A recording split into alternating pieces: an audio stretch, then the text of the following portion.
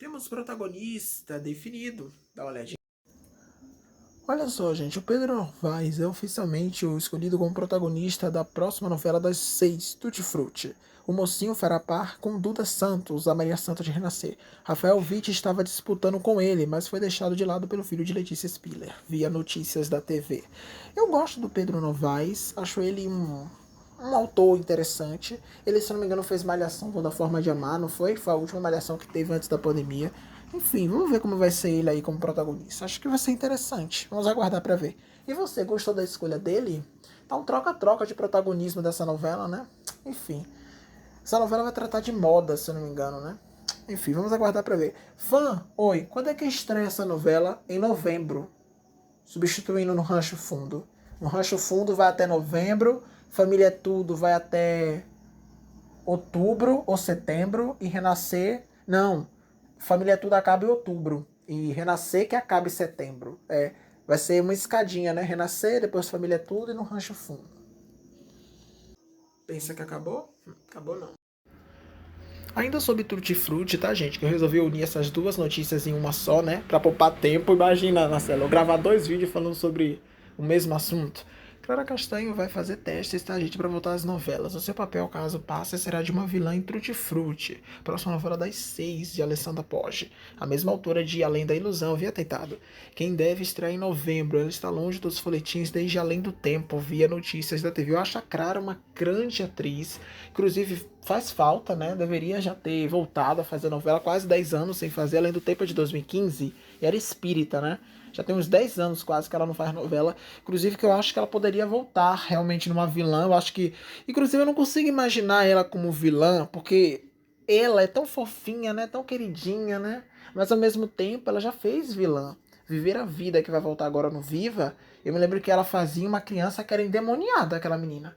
Endemoniada, aquela menina. Eu me esqueci o nome da personagem dela. Quem souber o nome, era vilãzinha.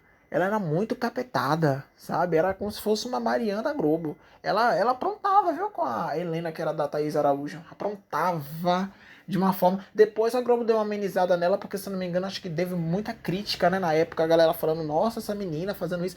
Inclusive o Maneco queria fazer isso na época, né? O Maneco queria fazer a primeira vilã mirim, né, de uma novela. Mas quando eu falo vilã mirim, realmente uma vilã mirim, né, que abordasse esse tema da psicopatia infantil, só que foi barrado pela Globo na época. Inclusive é um tema muito bom, né, que nenhuma novela abordou ainda, a psicopatia infantil. Eu acho que alguma novela poderia pegar isso aí para abordar, porque realmente tem crianças que nascem com a cabeça totalmente perturbada, sabe? Tem isso, né? Não é algo, por mais que seja difícil até de eu falar e quem estiver me ouvindo falar, isso aí é baboseira, não é baboseira não. Tem casos de crianças que cometem crime, crianças dissimuladas, mentirosas. É uma história assim que eu acho que algum autor de novela poderia abordar, psicopatia infantil. Mas ninguém vai ter coragem de botar uma criança como vilã de uma novela, né? Ninguém tem coragem de fazer, né? Eu acho que o mais próximo que a gente teve disso foi a Marianne de Chiquititas, né? A Marianne era, acho que o mais perto que a gente teve. Porque ela era uma criança que ela fazia muitas coisas.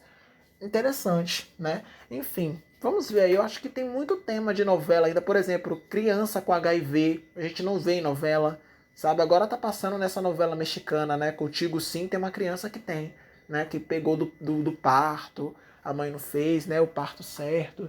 Enfim.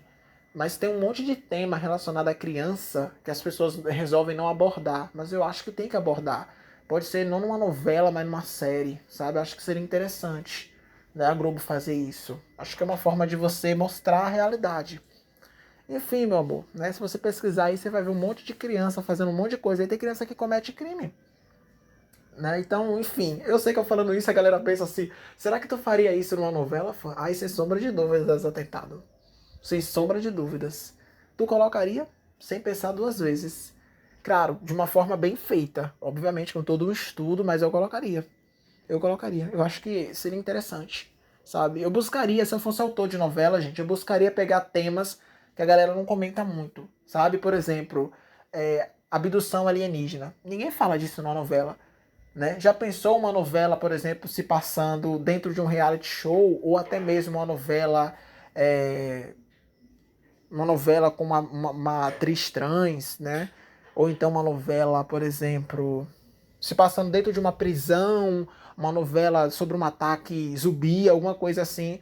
Eu acho que eu seria um autor meio diferente. Eu não faria novelas tão clichê. Eu tentaria pegar sempre um tema, eu tentaria ser criativo, sabe? Eu tentaria falar sobre coisas, mostrar coisas diferentes. Não sei se eu conseguiria. Agora uma ideia legal que eu falei aqui, né? Uma novela se passando dentro de uma prisão. Seria interessante, né? Uma novela se passando dentro de uma prisão. Tem série, né, que fala. Tem série, mas não tem novela. Né? O dia a dia dos prisioneiros. Interessante, né? Muito interessante. É igual essa menina que vai fazer a novela agora das 7, que vai se chamar Mão Dupla, que ela vai falar sobre a vida das pessoas que trabalham com condução de ônibus. É um tema interessante, nunca foi falado. Enfim, se souber fazer, né, gente, dá uma novela boa. Valeu aí, gente, pela companhia. Daqui a pouco a gente se encontra. Valeu.